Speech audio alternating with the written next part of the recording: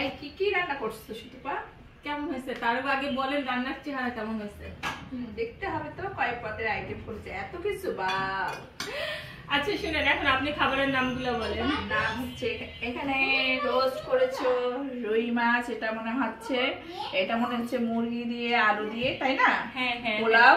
হ্যাঁ। আর এটা হচ্ছে কই মাছ। এটা হচ্ছে আলু টমেটো আর মটরশুঁটি দিয়ে কই মাছ। হ্যাঁ, মজার খাবার। আর এটা হচ্ছে ডিমের কোরমা। হ্যাঁ, এটা বড় বড় চিংড়ি, হ্যাঁ ভুনা করা। আর এটা হচ্ছে খিচুড়ি আইটেম, এই তো। সাদা ভাত আছে, সাদা ভাতও আছে। আচ্ছা শুনেন, আমি আরো রান্না করতাম কিন্তু সমস্যা হচ্ছে আরাধ্যা এদিকে আসো, বাবা এদিকে আসো। মানে আরাধ্যা নাকি মাছ মাংস ছাড়া কিছু খায় না, বুঝছেন? এমনি নাকি কোনো মানে সবজি খায় না, এর জন্য আমি সবজি জাতীয় কিছু রান্না। এটাই সুন্দর হয়েছে, তারপরে এতগুলো আইটেম এত শর্ট টাইমে করছে, এটাই অনেক কিছু। তোমাকে অনেক প্লিজ একটু টেস্ট করে বলেন কেমন হয়েছে। দেখি। আচ্ছা, আলু পছন্দ করি তো আমি, দেখি। একটু রোস্ট খান, দেখেন ভালো হয়েছে, অনেক মজা হয়েছে। মনে কিন্তু আপনি একটা কিছু টেস্ট করেন। আপনি একটা চিংড়ি মাছ মুখে দেন। না, চিংড়ি মাছ খাবো না, একটু ঝোল খেয়ে দেখলাম, পরে খাবো আমি।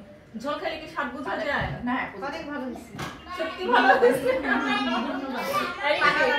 এই আমি তো ভালো রান্না করি। অনেক মজা হয়েছে। সত্যি যে এত কিছু পারো? আজকে বুঝাই দিচ্ছে, এতদিন বলছো আমি পারি না। কিন্তু আজকে বুঝাই দিচ্ছে আমি সব পারি। না আসলে আমি তো কথা ছিল কি আপনি এসে রান্না করবেন, তাহলে সেটা করেন নাই কেন? না করি নাই, আমি মনে মনে আমার এখন তো ধারণা হচ্ছে ও তো আমার জন্য রেখে দিবে না। যাই এদিন এসে তার মানে কি এটা হলো অলসতা? না, ফাঁকিবাজি না। আমি আসলে 1 ঘন্টার মধ্যে আমার সবকিছু হয়ে যাবে।